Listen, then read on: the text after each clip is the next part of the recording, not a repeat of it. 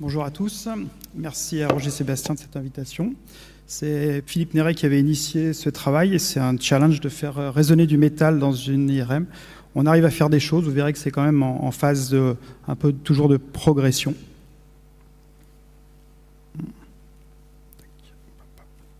Non, ça y est. Alors le cahier des charges est un peu démentiel, merci Roger, le tout surtout en 7 minutes. Donc je vais faire un petit retour d'expérience croix-roussienne sur ce qu'on a pu voir.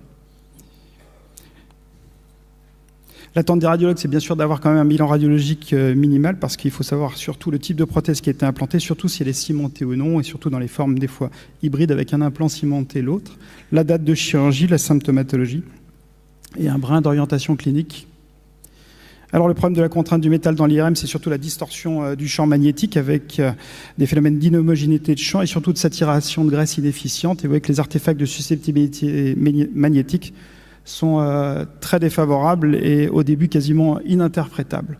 Les correcteurs maintenant avec des nouvelles séquences, je vais vous montrer, permettent quand même de corriger en partie ces artefacts. Il y a plusieurs solutions techniques, je vais rapidement passer dessus, c'est très physique et du coup assez imageur dépendant. C'est Siemens et General Electric qui ont mis à disposition deux types de séquences avec des approches physiques différentes et qui ont toutes les deux la mauvaise idée d'être assez longues en acquisition avec du coup un coût pour le patient qui est assez important dans la machine puisque le temps d'examen peut dépasser 30 à 40 minutes. Il faut valider par le constructeur la compatibilité machine de sa prothèse et respecter l'intervalle d'intégration tissulaire d'environ 6 à 8 semaines, sauf pour le titane un peu moins.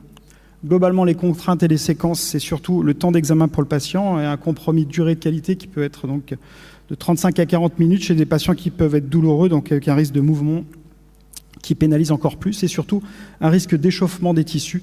On ne doit pas élever la température, surtout dans la zone autour de la prothèse, de plus d'1 degré, sinon le SAR se déclenche et fait arrêter la séquence et on est obligé d'attendre. Donc on a quand même des contraintes. Voici ce qu'on peut faire avec les séquences in vitro et in vivo. Vous voyez qu'entre les séquences dont on disposait avant et maintenant la correction avec le CEMAC, on arrive in vivo et in vitro à avoir une correction des artefacts métalliques qui commence à être assez intéressante. Les protocoles associés du T1 qui permettent de voir un petit peu tous les étages des implants avec des vues sagittales, coronales, en STIR. De temps en temps, on y adjoint du gadolinium. On ne peut pas faire de technique d'effacement de graisse comme vous le connaissez parce que c'est inefficient avec la prothèse. Donc on fait une technique plus ancienne de soustraction pour avoir le même type de retour. On a essayé tout type de prothèses, des fémoro-patellaires, même des prothèses contraintes à charnière beaucoup plus artefactantes, des bitricompartimentales et des prothèses unilatérales qui sont beaucoup plus faciles à imager. Alors qu'est-ce qu'on peut voir? Le sepsis, peu d'intérêt en phase aiguë, on vient de le voir, c'est surtout l'analyse bactériologique qui compte et la ponction articulaire, donc des épanchements, des synovites, des collections. En phase chronique, beaucoup plus d'intérêt. Ici, c'est le cas d'un kyste poplité, mais toute collection peut être visualisée en IRM et faire l'objet d'une ponction, ensuite éco-guidée éventuellement, des fistulographies indirectes, mais on peut voir aussi les anomalies osseuses et périostées, satellites d'infection. Ici, un cas de la littérature qui montre que les formes lamellaires de synovites sont assez spécifiques du sepsis. Le décèlement aseptique avec une sémiologie qui est assez proche de celle qu'on connaît en radio, avec des liserés de résorption à l'interface os-ciment ou os-prothèse, et c'est là l'intérêt de savoir si la prothèse est cimentée ou non, pour ne pas dire de bêtises. Là, des cas de décèlement de l'implant tibial avec un œdème trabéculaire dessous, une réaction synoviale, et un décèlement du carter fémoral. Le polyéthylène, s'il est très bien visible en scanner, avec une densité qui est quasiment l'équivalent de la graisse, c'est très bien visible, alors qu'en IRM, il est enchâssé entre les deux pièces métalliques, ce qui fait un effet cage, et de manière directe, il est assez difficile. Néanmoins, certains auteurs ont montré l'intérêt dans les fractures du polyéthylène, avec ici un fragment dans le cul-de-sac sous-quadricipital retrouvé lors de la vue chirurgicale. Et cet auteur démontre que ce type de corps étranger, ce type de réaction sur corps étranger est assez caractéristique d'usure du polyéthylène. Si le polyéthylène est difficilement visible en direct, c'est que l'usure du polyéthylène, elle, est bien visible avec ses ostéolyses des fois très extensives. Et maintenant, on voit assez bien la destruction osseuse au contact des pièces métalliques. Ici, des formes plus localisées, uniquement au contact de l'implant fémoral, des ostéolyses des fois très étendues ici sur la rotule. Donc ce type d'imagerie maintenant sur l'ostéolyse granulomateuse est assez robuste. Attention, toutes les ostéolyses ne sont pas granulomateuses. Ici, le cas d'un implant tibial présentant une trouble de torsion, avec sur la séquence en T1, un remplacement médulaire osseux et une lésion lithique agressive qui correspond en fait à un myélome. L'appareil extenseur et tout le système tendineux en IRM est maintenant assez bien imagé. Ici, un système extenseur normal, des tendinopathies d'insertion patellaire qui sont assez fréquentes, avec des fois des réactions inflammatoires de la pointe patellaire ou du haut face sous-jacent, jusqu'à des formes fissuraires, jusqu'à des ruptures. Ici, une rupture partielle subtotale du tendon quadricipital, ou jusqu'à la rupture complète. Alors dans les ruptures chroniques totales du système extenseur, bien évidemment l'IRM n'est pas là pour faire le diagnostic, mais pour aider le chirurgien dans sa prise en charge, et surtout donc, dans l'évaluation des moignons, de la distance entre les deux moignons, et surtout quantifier l'amyotrophie et l'involution graisseuse, et définir un éventuel pronostic en cas de décision chirurgicale. Les conflits, autant on voit bien le tendon agressé et les réactions inflammatoires, ici le faisceau inférieur du long adducteur, peut-être sur un problème de niveau de coupe, de surdimensionnement ou de torsion latérale excessive de l'implant fémoral, mais l'agresseur, on a beaucoup plus de mal à l'imaginer en IRM, et là on a souvent besoin du scanner en complément. Ici, une souffrance inflammatoire du poplité, bien visible après injection.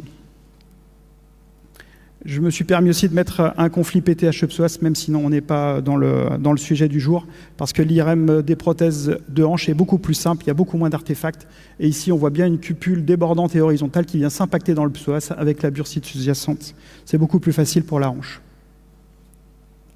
Ici, un cas plutôt rare de Klunk syndrome avec un nodule qu'on voit bien ici en extension, du coup qui n'est pas incarcéré dans l'échancrure quand il vient en flexion, mais qui est bien visible dans la série en extension, avec un signal mixte fibreux et inflammatoire.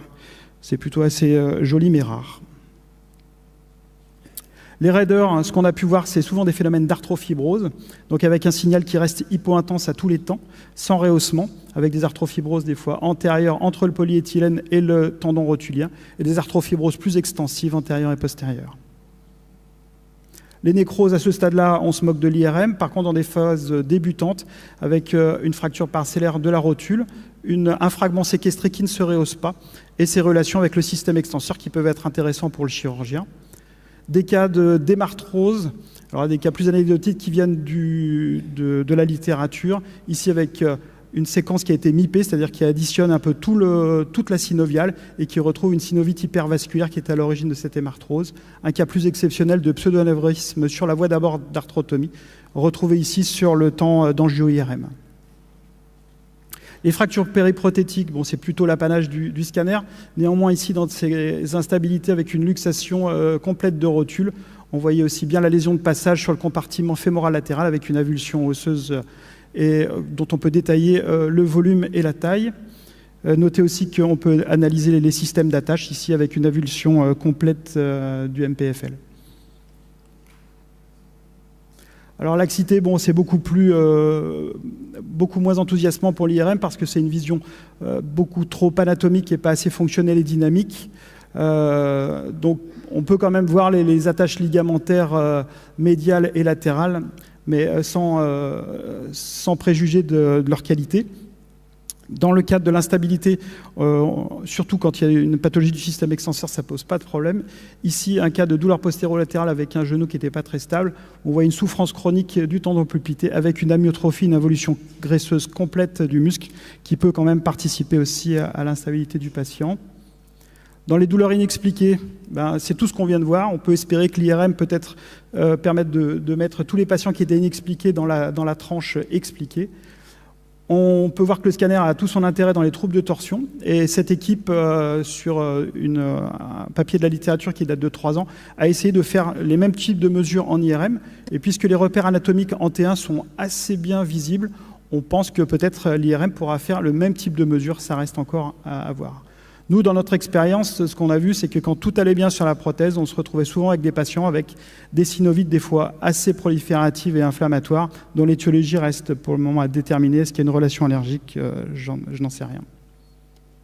Donc l'IRM des prothèses et du métal reste encore très imparfaite, mais l'imagerie et la qualité est en constante progression. Elle va sans doute permettre l'amélioration diagnostique et une meilleure compréhension des douleurs inexpliquées. Elle image l'infection, les tendons, mais aussi l'os et le périos, la synoviale et les conflits. Elle reste très incomplète dans l'aspect non dynamique de cette imagerie. Et surtout, actuellement, elle est pénalisée par le temps d'examen qui est très long et un délai d'attente qui est souvent bien long, ce qui fait que, par exemple, dans l'infection, la médecine nucléaire est prédominante. Donc, il faut définir les patients cibles, les situations cliniques, quelle imagerie préalable, à quel niveau stratégique de l'IRM on va la mettre. Et nous, on définira alors en fonction les séquences et éventuellement le gadolinium. Donc, tout reste à faire pour l'IRM. Merci.